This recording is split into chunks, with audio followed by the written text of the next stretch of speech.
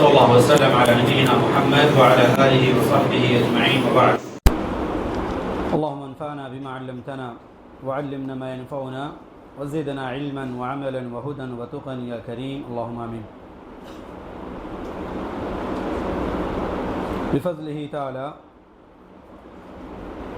سورہ آل عمران کا کچھ حصہ اور سورہ نساء کا کچھ حصہ ہم لوگوں نے پڑھا اور سنا. اللہ رب العالمین سے دعا کریں اللہ تعالی ہماری تلاوت، ہماری حاضری، ہماری اس سماع کو، ہمارے صیام کو، ہمارے قیام کو اللہ رب العالمین قبولیت کا درجہ عطا فرمائے، آمین. سورہ نساء پر بات کرتے ہیں. نام تو خالی عورتوں کا ہی ہے سورہ نساء، لیکن حقیقت کہیں تو معاشرتی اعتبار سے بہت سارے موضوعات صرف جو مردوں کے لیے خاص ہیں. نام عورتوں کے نام سے ہی ہے سورت، لیکن مسائل معاشرتی اعتبار سے سوشلی جو آپ کے ایکٹیویٹیز ہوتی ہیں ان چیزوں کو آپ اگر غور کریں بہت سارے مسائل آپ کو ملیں گے. سب سے پہلے مسئلہ رشتہ. ہر جمعہ میں ہم لوگ سنتے ہیں یا ایھا الناس اتقوا ربکم الذی خلقکم من نفس واحدہ وخلق منها زوجها وبث منهما رجالا كثيرا ونساء واتقوا الله الذي تساءلون به والارحام ان الله كان عليكم رقيبا. کہ جس رشتے کو واسطہ بنا کر، جس رشتے کی دہائی دے کر کے تم لوگوں سے ایک دوسرے سے حقوق مانگتے ہو، ایک دوسرے سے مدد مانگتے ہو، ان رشتوں کا خیال کرو. واتقوا الله الذي تساءلون به والارحام. رشتوں کا ذکر کہ ایک انسان کی زندگی میں رشتے یقیناً ہوتے ہیں.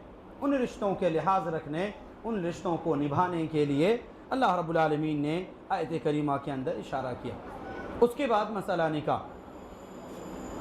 نکاح کے حوالے سے اللہ رب العالمین نے کہا کہ مہر کی ادائیگی آپ کو خوشی خوشی اور اپنے حیثیت کے حساب سے ادا کر دینا چاہیے. وَآتُوا النِّسَاءَ صَدُقَاتِهِنَّ نِحْلَةً. عورتوں کو ان کی مہر خوشی خوشی دے دو، جتنے کی وہ مستحق ہیں ان کو اتنا ہی دینا.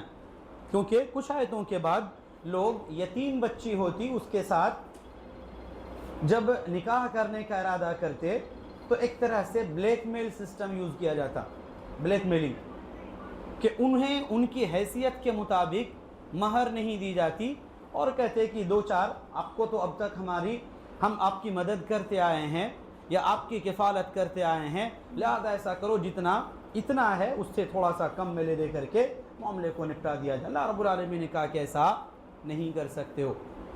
آپ نے دیکھ بھال کی، مدد کی، ان کو ہیلپ کیا، وہ ایک الگ چیز ہے، لیکن جتنی کی وہ مستحق ہے اسے اتنا ہی دینا چاہیے، اس سے کم میں نہیں.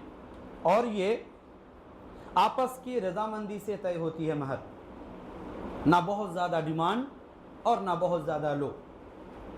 حقیقت اگر کہیں تو یہ آپ کی نگاہ میں ان کی کیا قیمت ہے، کیا قدر ہے، کیا مقام ہے، یہ آپ کا مہر طے کرتا ہے. حقیقت یہی ہے کہ آپ کی جو لائف پارٹنر بنتی ہیں آپ انہیں خرید نہیں رہے یا پھر آپ ان کے سامنے اپنے دولت کا شو آف نہیں کر رہے. یہ مہر اصل میں ہے کہ آپ کی نگاہ میں آپ کی لائف پارٹنر کی کیا حیثیت ہے.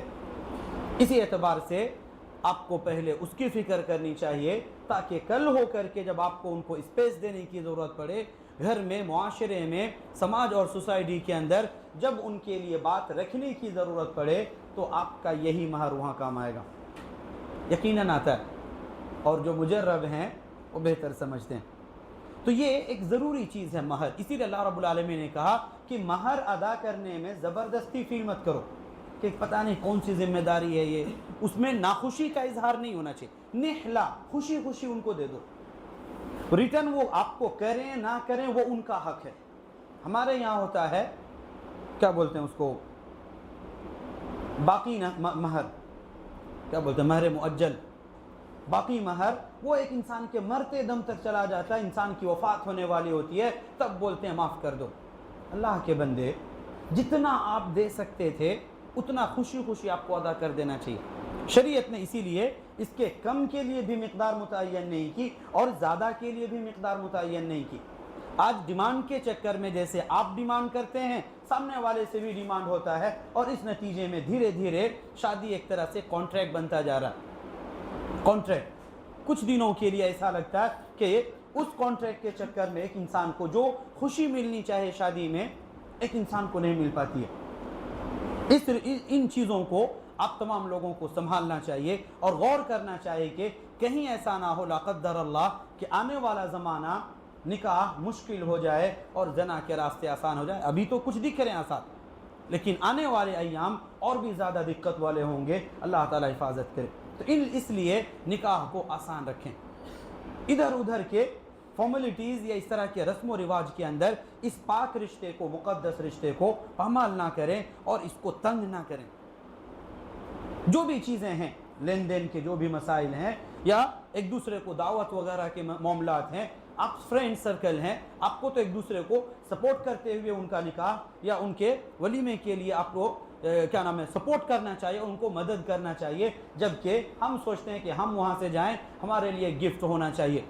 یہ جو گفٹ کا لین دین ہے، جس آدمی کو آپ کے تعاون کی ضرورت تھی آپ ادھر سے امید رکھ رہے ہیں، آپ نے کون سا ہیلپ کیا؟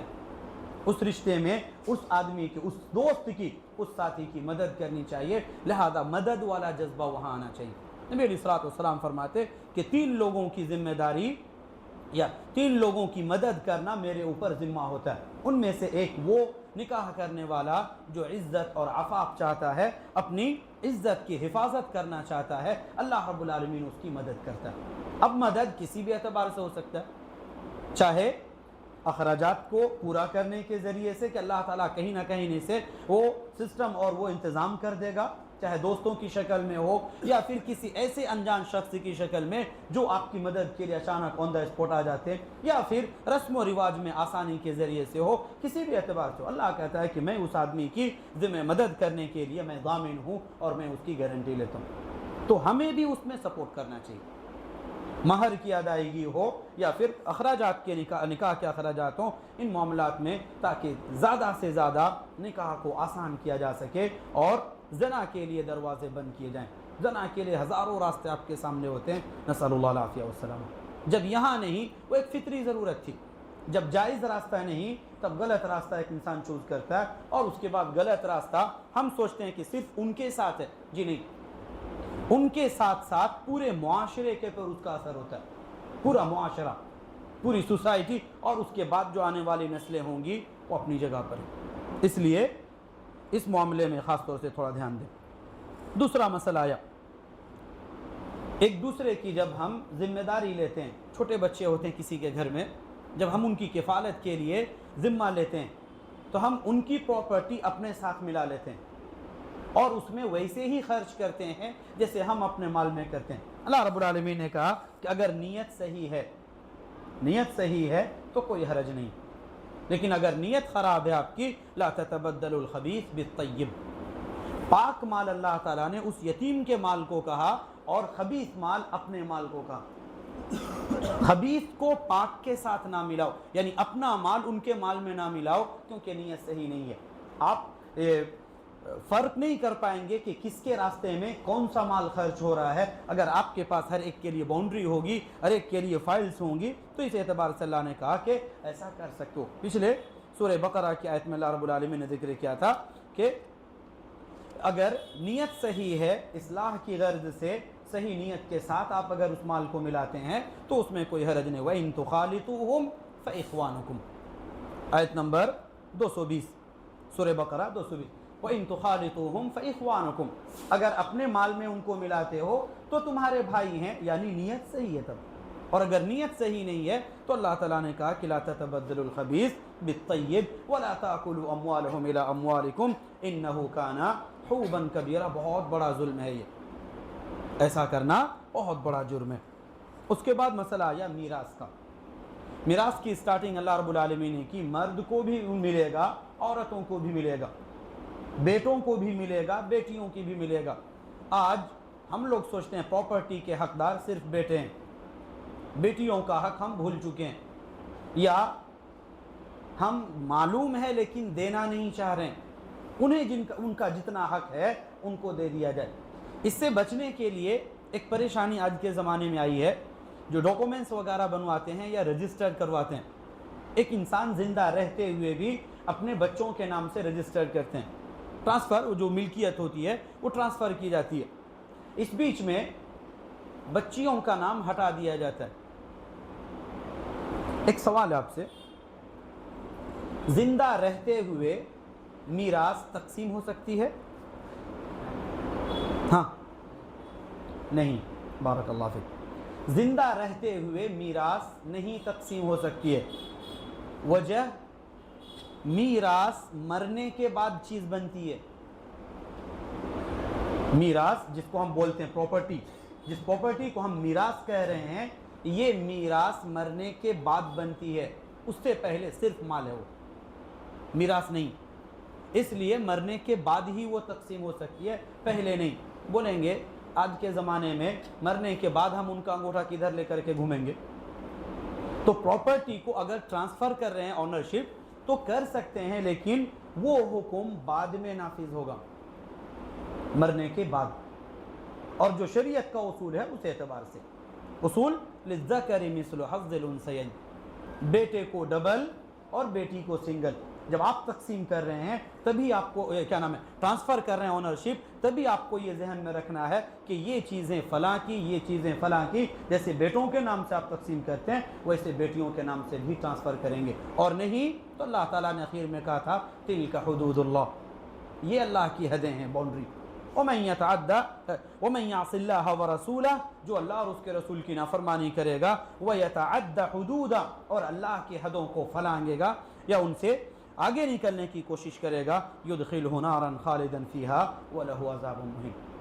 حقیقت اگر کہیں، اگر حدیث دراسہ کیے ہوں گے تو معلوم ہوگا وصیت کے مسائل A to Z تفصیل کے ساتھ اللہ تعالیٰ نے قرآن میں ہی بیان کیا، اور نبی علیہ الصلوۃ والسلام نے انہی مسائل کی تشریح بیان کی ہے، ورنہ اس کے علاوہ بہت سارے احکام ملیں گے، صرف حکم ہے یہاں کرنا کیسے، کن کو کیا کرنا ہے، کب کرنا ہے، کس کنڈیشن میں کرنا ہے، تفصیلات احادیث میں ملیں گے، لیکن میراث کے مسائل A to Z تفصیل سے آپ کو یہی ملے گا۔ ان 3 آیتوں کو پڑھیں انشاءاللہ ملے گا آپ کو۔ سورہ نساء آیت نمبر 11، 12 اور آخری آیت 176، یہ 3 آیتیں میراث کے ہی ارد گرد گھومتی ہیں۔ اللہ رب العالمین نے ایک چیز کہا کہ مال کم ہو یا زیادہ ہو، جس کا جتنا بنے گا پرسنٹیج کے حساب سے ان کو اتنا دے دیا جائے گا۔ یہ نہیں دیکھیں گے کہ کم ہے تو کیا دیں ان کو، زیادہ ہے تو ہی دیں۔ اللہ رب العالمین نے کہا کہ نہیں، مما قل منہ او کثر، مال کم ہو یا زیادہ ہو ان کا جتنا حق ہے اتنا دے دیا جانا چاہیے۔ ہاں اگر وہ معاف کر دیں، کروانا نہیں، اگر وہ معاف کر دیں کہ ہمیں نہیں چاہیے تو ایک الگ مسئلہ ہے، لیکن ہمارے یہاں ڈر سے بھی ہماری بچیاں معاف کرتی ہیں، میکے ختم ہو جائے گا، اور بھائی بعد میں پوچھے گا بھی نہیں کہ آئی ہے یا نہیں آئی ہے، کیوں نہیں آ رہی ہے۔ اللہ کے لیے اپنے نیتوں کو صحیح کریے، ان کا حق دیجئے، رشتہ آپ کا ٹوٹے گا نہیں اور زیادہ مضبوط ہوگا۔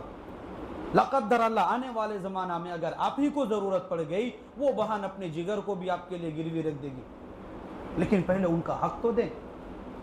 اور یہ حق میں نے پہلے بھی کہا کہ یہ میراث جب تقسیم کرتے ہیں، کیا نام آنرشپ جو آپ ٹرانسفر کر رہے ہیں کاغذاتی اعتبار سے، تو اسی موقع پر ان کا بھی نام مینشن کریں، جو شریعت کا حکم ہے للذکر مثل حظ الانثیین، اس اعتبار سے ان کو بھی دیں۔ دوسرا مسئلہ، اگر آپ میراث پہلے ہی تقسیم کر رہے ہیں زندہ رہتے ہوئے، اول وہ میراث نہیں ہے، اس کو ہبہ بولتے ہیں، ہبہ گفٹ، ہدیہ، اور ہدیہ کا اصول ہے برابر برابر، جتنا بیٹے کو اتنا ہی بیٹی کو بھی ملے گا۔ بولیں گے نہیں اتنا تو نہیں دے سکتے ہیں، وہ میراث ہی بناتے ہیں، چونکہ وہ کم دینا ہوگا تو میراث اس کے شرائط کے اندر آتا ہے کہ جس کا مال تقسیم کیا جائے گا اس کی موت یقینی ہونی چاہیے، ڈاؤٹ بھی ہے تب بھی نہیں کر سکتے ہیں، یقین ہونا چاہیے کہ ہاں جس کا مال ہے ان کا انتقال ہو چکا، تبھی تقسیم کر سکتے ہیں۔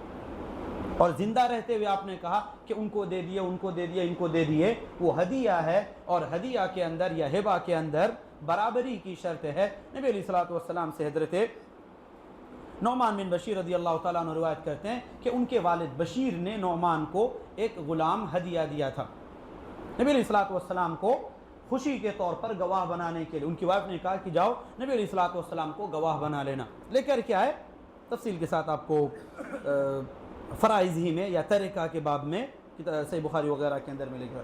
تو نبی علیہ الصلوۃ والسلام کے پاس جب آئے اور کہا کہ آپ کو گواہ بنانا چاہتا ہوں, میں اپنے بچے کو یہ غلام دے رہا ہوں. نبی علیہ الصلوۃ والسلام نے کہا کہ اور بھی بیٹا ہے یا ایک ہی ہے؟ سوال. ہم لوگ فوراً کسی جگہ سائن کر دیتے, ایگری کر لیتے ہیں یا ہاں بول دیتے ہیں. نبی علیہ الصلوۃ والسلام نے کہا کہ یہی ایک لڑکا ہے یا اور بھی ہے؟ معلوم تھا ان کو, نبی علیہ الصلوۃ والسلام کو معلوم تھا کہ اور بھی بیٹے ہیں, لیکن صرف بیٹوں کی معلومات نہیں, اس کے بعد والے سوال کی طرف اصل مقصود تھا. ایک بیٹا ہے یا اور بھی؟ بولے اور بھی بیٹے ہیں. سب کو اتنا دیا؟ بولے نہیں, صرف اسی کو دیا. نبی علیہ الصلوۃ والسلام نے اسی موقع پر کہا اتقوا اللہ واعدلوا بین اولادکم, لوگوں اللہ سے ڈرو اور اپنے بچوں میں جب اس طرح کی چیزیں تقسیم کر رہے ہو تو اس موقع پر انصاف سے کام کرو. وَعْدِلُوا بَيْنَ اولاد, اور انصاف یہی ہے کہ جن کا جتنا حق ہے ان کو اتنا دیا جائے. ایک بھائی دوسرے بھائی کے لیے اپنے حق سے اگر تنازل کر لے, اپنا حق چھوڑ دے تو وہ ممکن ہے, لیکن کہاں ایسے؟ اللہ عالم. ہوں گے بہت سارے ایسے افراد ہیں جو اپنے بھائی کے لیے اپنا حق چھوڑنے کو راضی ہو جاتے ہیں, چونکہ وہ بھائی جس کی نگرانی میں وہ شخص بچپن سے جوان ہوا, بڑا ہوا, وہ انسان کے اوپر اب ذمہ ہے کہ اب وہ یا تو اپنے طرف سے کچھ تعاون کرے, اپنا حق معاف کر دے, یا مکمل حق لے کر کے نہ بتلاتے ہوئے, بغیر ان کی خبر کیے ہوئے ان کی سائلنٹلی مدد کرتا رہے. بہت سارے طریقے ہیں کہ آپ اپنے بڑے بھائی کے لیے, اپنے ان محسنین کے لیے آپ کام کر سکتے ہیں. بہت سارے راستے ہیں. المہم لیکن اگر آپ تقسیم کر رہے ہیں تو پھر زندگی میں برابر ہونا شرط ہے. اب اس میں لڑکے بھی ہوں گے اور لڑکیاں بھی. میراث کا آخری مسئلہ, ہمارے یہاں ایک رواج, ایک پریشانی آتی ہے کہ جس کے ساتھ ہیں, جس بیٹے کے ساتھ ہیں والدین, مرنے سے پہلے کچھ چیزیں ایکسٹرا ان کے نام سے لکھوا دیتے ہیں. ایسا ہوتا ہے نا؟ نبی علیہ الصلوۃ والسلام نے کہا لکھوانا چھوڑ دیں, وصیت نہیں کر سکتے آپ. لا وصیت لوارث, صراحت کے ساتھ کہ جن کا جو حق ہے, الحق الفرائض, کیا نام ہے, جن کا جتنا حق ہے ان کو وہ حق دو, اور اسی کے ساتھ کا فلا وصیت لوارث, جو وارث بن رہا ہے اس کے لیے وصیت نہیں کر سکتے ہیں, کیونکہ ان کا جتنا حق ہے اللہ تعالیٰ نے ان کو دیا ہے. ہاں بھائیوں سے یا ان کے جو باقی اور پارٹنرز ہیں اس کے اندر حصہ لینے والے, ان کے ذریعے سے اگر وہ اجازت دیں کچھ چیزیں دینے کے لیے تبھی آپ دے سکتے ہیں, نہیں تو نہیں. آپ تو چلے جائیں گے ہمیشہ تک کے لیے, وہ شاید کئی نسلوں تک وہ جھگڑے چلتے رہیں گے اور وہ لڑائیاں چلتی رہتی ہیں, صرف ایک چیز کی وجہ سے کہ آپ نے جس گھر میں آپ رہ رہے تھے یہی گھر اپنے بیٹے کو دے دیا تھا. نہیں دینا چاہیے تھا. اگر دے رہے ہیں تو ان کی اجازت کے ساتھ ہی ہوگا. اور میراث کی تقسیم بھی قرض کی ادائیگی اور وصیت ادائیگی کرنے کے بعد کی جائے گی. 4 حقوق یاد رکھیں گے بس اختصار, کہ 4 حقوق ایسے ہیں جو تقسیم سے پہلے ادا کرنے ضروری ہیں. 4 حقوق. ایک, اسی مشترکہ مال سے تجہیز اور تکفین کی جائے گی, کفن دفن کا انتظام اسی مال سے کیا جائے گا. دوسرا, اگر قرض ہے تو قرض ادا کیا جائے گا. بہت سارے لوگ بولتے ہیں وصیت پہلے بعد میں قرض. نہیں, پہلے قرض, پھر اس کے بعد اگر کچھ وصیت کیے ہیں تو وصیت بھی نبی علیہ الصلوۃ والسلام نے فرمایا تھا فالثلث والثلث کثیر, 1/3 سے زیادہ نہیں کر سکتے ہیں. 1/3 کسی کے لیے وصیت کر رہے ہیں وارثوں کو نقصان پہنچانے کے لیے, وہ وصیت نافذ نہیں ہوگی. عجیب, اللہ اکبر. آپ اگر مسائل کو دیکھیں گے تو آپ حیرت ہوگی کہ یہ مسائل اللہ رب العالمین چونکہ انسانوں کو جانتا ہے, انسانوں کو جانتا ہے, وہ ہم سے بہتر ہمیں جانتا ہے, اس لیے وہ سارے لوپ ہولز جہاں سے کمزوری ہو سکتی تھی اللہ رب العالمین نے سارے دروازے بند کر دیے ہیں. ایک, وصیت وارث کے لیے نہیں کر سکتے ہیں کیونکہ بعد میں آنے والا تھا. دوسرا کہ ان کے ساتھ ہماری نہیں بن رہی ہے, ہم نے سب کا مال کم کرنے کے لیے وصیت کر دی کہ ایسا ہوگا ویسا ہوگا, یہ میری وصیتیں ہوں گی, نفاذ کرنا. کسی وارث کو نقصان پہنچانے کے لیے وراثت وصیت نہیں کی جا سکتی ہے اور وہ نفاذ بھی نہیں ہوگی. تو وصیت پر عمل کیا جائے گا اگر شرعی حدود میں ہے تو 3، اس کے بعد جو مال بچے گا وہ پھر ان کے اہل و عیال کے درمیان تقسیم کیا جائے گا۔ اور تقسیم کے لیے جو اصول ہیں ان 3 آیتوں کو دیکھیں گے، کب کن کو ملے گا، کس کنڈیشن میں ملے گا، کتنا ملے گا، وہ آئیں گے تو کتنا ہوگا، وہ نہیں رہیں گے تو کیسا ہوگا، وہ سارے مسائل آپ جا کر کے دیکھیں گے۔ اور اس کے بعد بھی کئی سارے مسائل اللہ رب العالمین نے ازدواجی حوالے سے کچھ محرمات کا ذکر کیا کہ کچھ عورتیں ہیں جن سے نکاح کرنا جائز نہیں ہے، کچھ ہیں جو جائز ہوں گی، میاں بیوی ایک دوسرے کے ساتھ کیسے رہیں گے، ان بن ہو تو ان کے درمیان صلح کیسے کریں گے، ان تمام حوالے سے اللہ رب العالمین نے یہاں ذکر کیا۔ اللہ تعالیٰ سے دعا کریں الہ العالمین ہم تمام لوگوں کو قرآن کریم پڑھنے، سمجھنے اور اس کے احکام پر عمل کرنے کی توفیق عطا فرما۔ الہ العالمین جب تک ہمیں زندہ رکھ، اس نیک نیتی عمل خالص اور توحید اور عقیدہ توحید اور عمل